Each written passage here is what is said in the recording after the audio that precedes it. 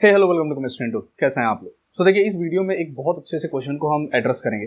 और बहुत बार अक्सर ये स्टूडेंट क्वेश्चन पूछते हैं कि सर अगर हम कॉम्पिटिटिव एग्जाम की तैयारी करें, हम कब से करना स्टार्ट करें। जैसे अगर हमें जैम की तैयारी करनी है, या CSIR-NET की तैयारी करनी है, या गेट की तैयारी करनी है, ये तीन ही जो सबसे मेन कॉम्पिटिटिव एग्जाम्स होते हैं जो एक BSc MSc करने वाले बच्चे के लिए इंपॉर्टेंट होते हैं, तो हम इनकी तैयारी कब से करना स्टार्ट करें।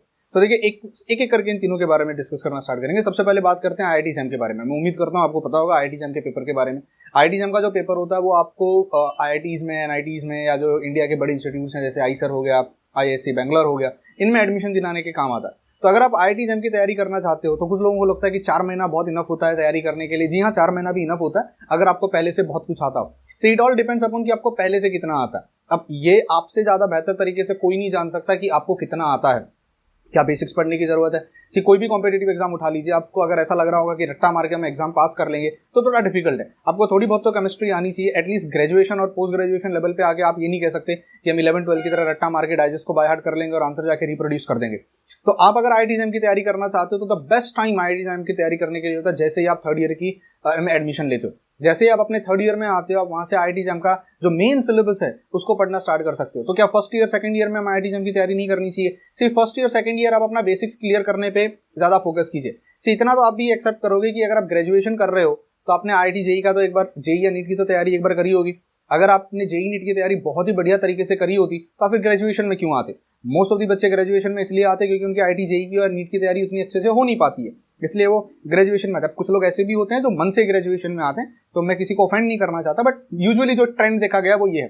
तो आपने जो JEE नीट की तैयारी मिस कर दी, क्या आप वो फर्स्ट ईयर सेकंड ईयर में दोबारा कर लो। आप इतने अच्छे से JEE नीट की जो किताबें हैं, जैसे हम बहुत बार कहते हैं OP टंडन है, KS वर्मा है, आप उनको पढ़ना स्टार्ट करो। फर्स्ट ईयर सेकंड ईयर आप अपना बेसिक्स पीछे का जो आपका बैकलॉग रह गया है, जो 11-12 में आपने ढंग से नहीं पढ़ा, जो न्यूमेरिकल प्रैक्टिस आपने नहीं करी, या जो मान लीजिए जो चैप्टर्स आपने स्किप कर दिए थे, ऑर्गेनिक का अपना बेसिक्स नहीं पढ़ा था ऑर्गेनिक का, वो सब आप सुधारने पे फोकस कीजिए। और ग्रेजुएशन के थर्ड ईयर में आने के बाद जो मेन IIT-JAM के फोकस से जो आपका सिलेबस होता है, जैसे प्रीवियस ईयर क्वेश्चन को करना, प्रीवियस ईयर क्वेश्चन के एनालिसिस को करना, एडवांस टॉपिक्स को पढ़ना, रेफरेंस बुक्स को रीड कर देना, ये आप स्टार्ट कर सकते हो अगर आप IIT-JAM की तैयारी कर रहे हो। अब बहुत सारे बच्चे पूछते हैं सर CSIR-NET की तैयारी हम कब से करें?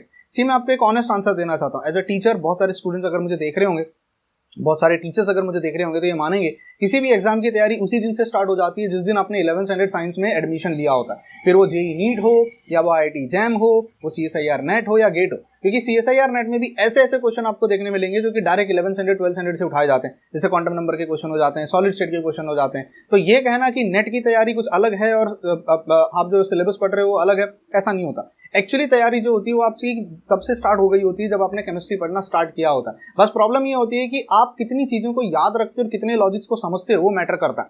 तो अगर आप मान लीजिए जैम पे फोकस कर रहे हो, आपका IIT वगैरह में सिलेक्शन नहीं हुआ, अगर आप सोच रहे हो कि चलो हम CSIR-NET की तैयारी करेंगे, तो CSIR-NET की तैयारी भी आप जैम के साथ कर सकते हो। जिस दिन आप थर्ड ईयर में एडमिशन लेते हो, थर्ड ईयर ग्रेजुएशन में आते हो, आप अपना पढ़ाई स्टार्ट कर दीजिए। जितना भी सिलेबस आप IIT-JAM के लिए पढ़ोगे वो सारा का सारा सिलेबस CSIR-NET में काम आने वाला है। देखिए, ऐसा तो नहीं है कि नेट की केमिस्ट्री अलग हो जाएगी और IIT-JAM की केमिस्ट्री अलग हो जाएगी। फिर भी अगर आप ये सोच रहे हो कि नहीं सर मुझे बहुत फोकस्ड होके CSIR-NET की तैयारी करनी है, तो मैं कहूंगा जिस दिन आपका ग्रेजुएशन खत्म होता है, ग्रेजुएशन खत्म होगा उसी दिन, यानी MSc में एडमिशन जिस दिन आप लोगे उसी दिन से आप CSIR-NET की तैयारी करना शुरू कर सकते हो। क्योंकि CSIR-NET के लिए आप एलिजिबल हो जाते हो जैसे ही आप MSc में एडमिशन लेते हो। बहुत सारे बच्चों को ये मिसकंसेप्शन होता है कि CSIR-NET का पेपर हम मास्टर्स करने के बाद देंगे या सेकंड ईयर में दिया जाता है। जी नहीं, ऐसा नहीं होता। अब MSc के फर्स्ट ईयर में ही आप CSIR-NET का पेपर दे सकते हो, और मुझे लगता है देना चाहिए। तो जिस दिन आप MSc में एडमिशन लेते हो उसी दिन से आप एलिजिबल हो जाते हो और उसी दिन से आपको प्रिपरेशन स्टार्ट कर देनी चाहिए।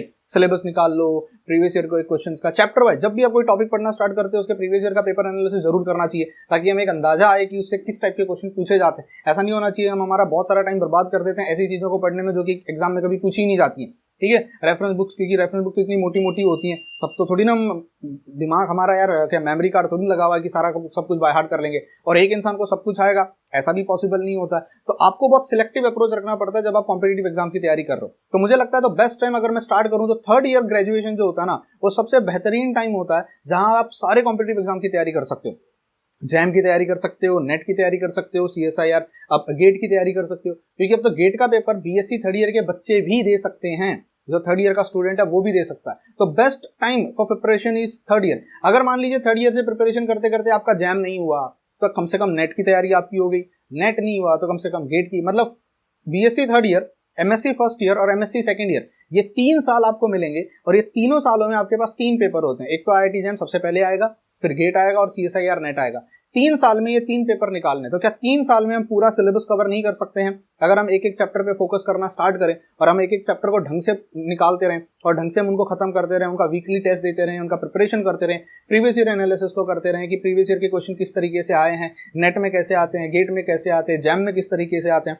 Don't you feel third year of graduation is the most crucial year, जहां से वो पूरा साल जो आपका होता है वो आप प्रिपरेशन अगले 2 साल तक यानी अगले 3 साल तक आप प्रिपरेशन ढंग से कर सकते हो। आपको फिर गैप लेने की जरूरत नहीं पड़ेगी। अगर आप बहुत सारे बच्चों को मैंने देखा जो एमएससी करते हैं और एमएससी के बाद फिर गैप लेते हैं नेट के लिए और गेट के लिए, जैसे मेरे साथ भी हुआ था। अगर मुझे ये अवेयरनेस बहुत पहले हो जाती है, ये सारी चीजें मुझे ग्रेजुएशन में पता होती, तो शायद मुझे एमएससी के बाद गैप लेने की जरूरत नहीं पड़ती। मैं कंटिन्यूटी में शायद तब तक मेरा नेट या गेट क्वालिफाई भी हो जाता। मुझे नेट, गेट या जैम के बारे में पता ही चला लास्ट में, जब मेरे पास बहुत कम टाइम रह गया था ग्रेजुएशन खत्म होने में। तो आप लोगों में से बहुत सारे बच्चे हैं जो अभी 12th पास करके जा रहे होंगे ग्रेजुएशन में, या बहुत सारे बच्चे होंगे जो अभी ऑलरेडी सेकंड ईयर से थर्ड ईयर में ट्रांजिशन कर रहे होंगे।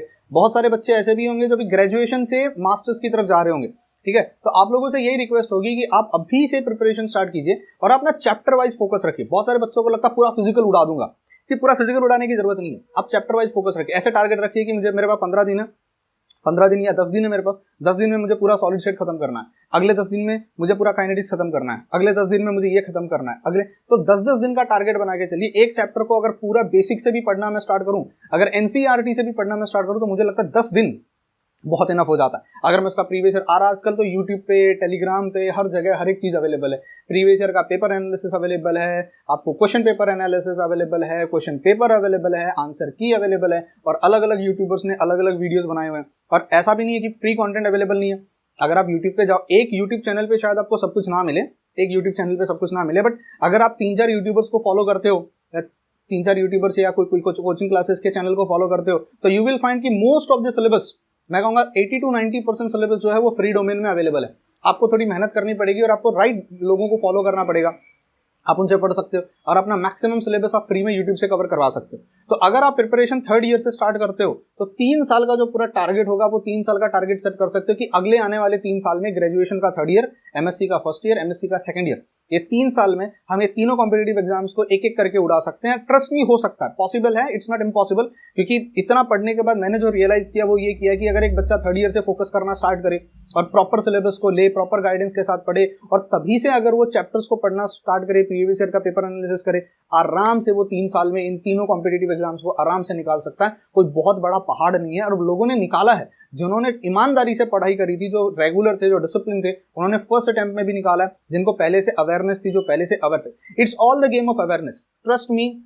मैं आपको ऑनेस्टली बताता हूँ, कोई फर्स्ट अटेम्प्ट में निकालता है, कोई थर्ड अटेम्प्ट में निकालता है, किसी को पता ही नहीं होता, वो जाके फिर पढ़ाई करना स्टार्ट करता है। तो एक्चुअली ये क्या है ना, हम सब रेस में आगे पीछे। किसी को जो पहले से अवेयरनेस होती थी, आपने कभी स्कूल में भी देखा होगा, आप जब 8वीं 9वीं में बच्चे थे तो किसी आपका ही कोई फ्रेंड होगा जिसको नासा के बारे में सब पता था, वो 8-9 से पढ़ना शुरू कर देता था, 12th आते आते पता चलता था यार वो तो नासा चला गया। किसी को पहले, तो it's the game of awareness. अगर आपको पता है तो आप पहले से प्रिपरेशन स्टार्ट करोगे। अगर आपको पता ही नहीं है, आपको लेट पता चलता है, तो आपकी प्रिपरेशन भी लेट हो जाएगी, तो आपको टाइम लगता है। तो इट्स नॉट अबाउट कि कौन आगे है कौन पीछे, इट्स ऑल अबाउट कि कौन पहले स्टार्ट करता है। तो अगर आप अभी थर्ड ईयर ग्रेजुएशन में जा रहे हो तो प्लीज इन तीनों पेपर्स की प्रिपरेशन स्टार्ट कीजिए। इन तीनों पेपर के बारे में सारा डाटा जमा कर लीजिए, क्या क्या सिलेबस है, कहाँ कहाँ से क्वेश्चंस आते हैं, कैसे आते हैं, डिफिकल्टी लेवल क्या है, किस तरीके से निकाला जाता है, और फिर आप इन तीनों पेपर को एक एक करके टारगेट करना स्टार्ट कर दीजिए। मैं उम्मीद करता हूँ इस वीडियो से आपको थोड़ी बहुत अवेयरनेस मिली होगी, थोड़ा एक मोटिवेशन आया होगा कि भैया अभी हमें स्टार्ट कर देना चाहिए। एंड ऐसा नहीं है कि अगर मैं अभी second year first year masters में आ गया हूँ या सेकंड ईयर मास्टर्स में आ गया तो मैं नहीं कर सकता। सिर्फ आप लेट हुए, मैं लेट भी नहीं कहूंगा, मैं सिर्फ इतना कहूंगा कि आप अगर बहुत पहले शुरू कर देते तो चांसेस होता था बहुत अच्छे से कवर कर लेते। अब आपको कम टाइम में ज्यादा मेहनत करने की जरूरत है। अभी सेकंड ईयर मास्टर्स में हो आपको नेट का पेपर देना है, आपका सिलेबस कवर करके नहीं हुआ है, तो अब आपको डबल ट्रिपल स्पीड में मेहनत करने की जरूरत है और फटाफट सिलेबस को वाइंड अप करने की जरूरत है, ताकि मास्टर्स होते होते आपके हाथ में नेट का डिग्री हो या गेट का, एटलीस्ट कोई तो एक एग्जाम जो है आप क्वालिफाइड हो सको। तो it's not impossible, the only thing it will be, जितना आप लेट करोगे उतना ये डिफिकल्ट होता जाएगा, क्योंकि उतना आप पढ़ाई से दूर होते जाओगे और आपके ऊपर मास्टर्स का खुद का सिलेबस हैवी होता जाएगा। अब ऐसा तो नहीं है कि मास्टर्स में कुछ नहीं होता, आपके एग्जाम्स होते हैं, जर्नल्स होती हैं, तो बहुत सारा लोड होता है। तो मास्टर्स करते करते अलग से एग्जाम की तैयारी करना उतना डिफिकल्ट होता जाता है। अगर आप पहले से थोड़ा थोड़ा करते आते तो उतना आपके लिए वो पाइल अप नहीं होता। तो उम्मीद करता हूं कि जो बच्चे अभी फिलहाल ग्रेजुएशन के थर्ड ईयर में मेरी इस एडवाइस को कान खोल के सुन रहे होंगे, अभी से प्रिपरेशन करना स्टार्ट करो, भले ही थोड़ी थोड़ी प्रिपरेशन स्टार्ट करो, एटलीस्ट मास्टर्स आते आते तक वो थोड़ा थोड़ा थोड़ा थोड़ा बहुत बड़ा हो जाएगा। एंड तब आपके ऊपर एकदम से सडनली पाइल अप नहीं होंगी चीजें। आप कोई भी 2 सब्जेक्ट को उठा लो या कोई भी एक सब्जेक्ट को उठा लो, फिजिकल, ऑर्गेनिक, इनऑर्गेनिक, और उसको धीरे धीरे पढ़ना अभी से स्टार्ट करो। Slow but steady wins the race. मैं उम्मीद करता हूँ ये कहावत आपने बहुत पहले सुनी होगी और इसको आप फॉलो जरूर करेंगे। मिलते हैं फिर और किसी वीडियो में। Till then bye bye, take care and God bless you all.